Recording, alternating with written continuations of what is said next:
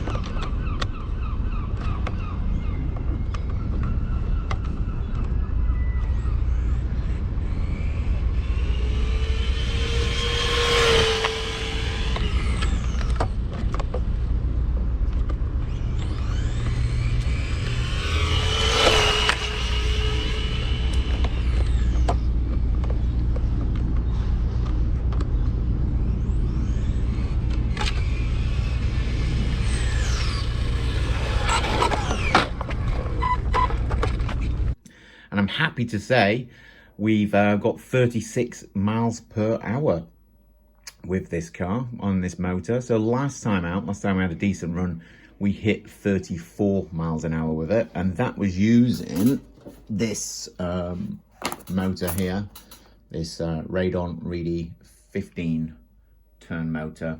So yeah, an improvement of 2 miles an hour. We are obviously still on the brushed motors and we're still using a bog standard battery, so we're not going lipo, we're not going brushless, and I think we're going to do that next year because the weather here now is beginning to change.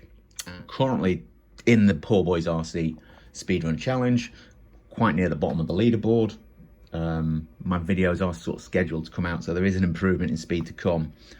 But this thing over here, when we look at it, I haven't really spent much money on that.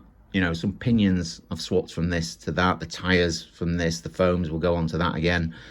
You know, things I've actually bought was the motor, which you can swap between the two cars, which is fine. But things for that specifically is the TL01 speed set, which gave it a nice boost in speed.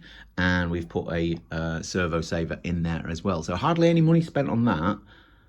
And a lot of money spent on this. You know, you can see this, it's got carbon bits in, it's got the steering upgrades, it's got, you know, lots and lots of things. The rear ones there, the toe in, toe out things, whatever they are.